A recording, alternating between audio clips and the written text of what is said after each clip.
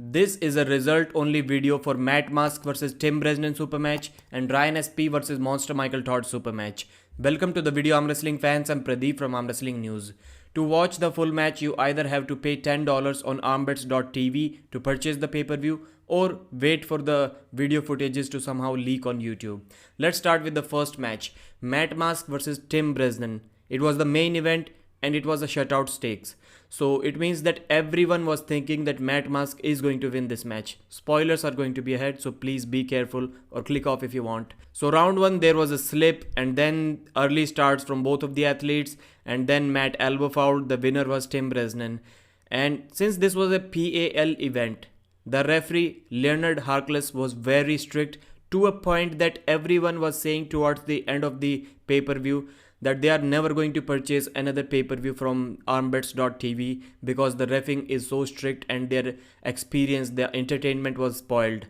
So we have to find a balance. We are going to talk about reffing more towards the end of this video. Round 2, once again there was a slip. As I said in my previous video that Matt always hits for the table. He never hits for the pin. He never holds on to his opponents. He just takes their wrist and lets it go.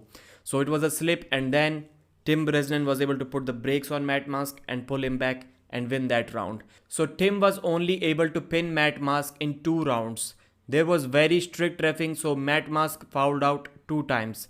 And Matt also pinned Tim towards the end a couple of times in round 4 and round 6. So there you have it. This was the result.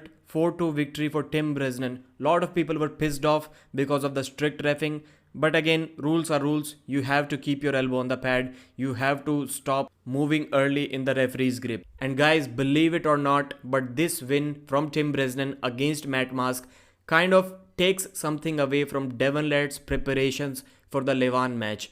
Because Devon recently practiced against Matt Mask and he looked good but not completely overwhelming against Matt Mask even during their first grip ups when both of them were nearly fresh. Because Devon has claimed that even now he always has some difficulties dealing with Matt Mask's hand in the first round, even now, and he has never felt comfortable after 2014 or 15 dealing with Matt Mask in round 1, especially with his hand.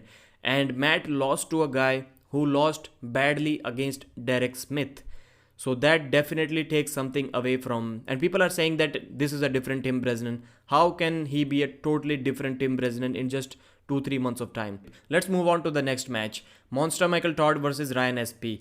This one went as everyone expected. Ryan Espey defeated Monster Michael Todd 5-1 and the last win was also somewhat not convincing from Michael Todd. Some people are saying that maybe Ryan Espey did not give it all he had because he had already won the match and already won the shutout stakes. Maybe it could have been the same for Matt Mask versus Tim Bresnan match as well because Matt had already won. But Tim Bresnan did say that he was not happy with the grip that the referee gave to Matt Mask towards the end, and his hand was also blown up because of Matt Mask's massive hand trying to grip up to him.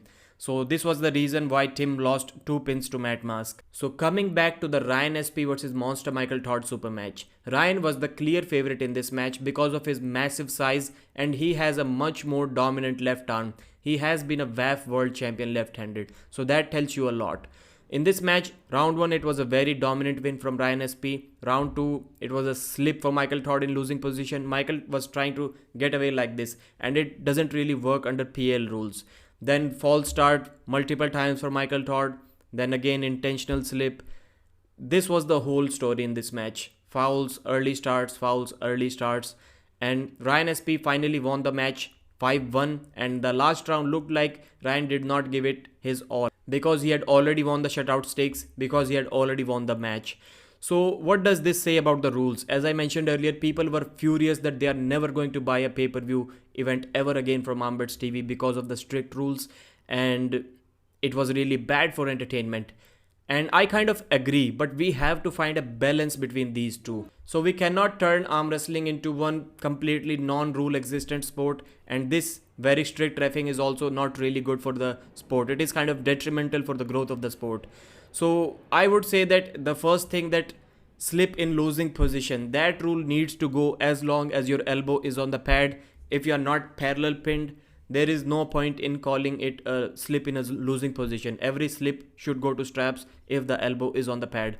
This is the first step that I believe we should take in order to make arm wrestling more viewer friendly and make more matches end after somebody getting pinned and not just on fouls. And what does this match say about Ryan Espey? Ryan Espey has been wanting a match against Devon Larratt left-handed, but when he gripped up against Cody Merritt, he kind of had nothing for Cody Merritt. Cody Merritt was looking really dominant left-handed. So maybe Cody can be a level ahead of Ryan Espey. And where does Devon stand in all of this? Devon claimed on my channel that he believes that he can beat Cody Merritt left-handed right now. Please mention your thoughts about this situation. Ryan Espey, Cody Merritt, Devon Larratt. Where would you rank these three guys in the arm wrestling world left-handed in North America right now? Subscribe to the channel if you haven't already. My name is Pradeep and I thank you so much for watching.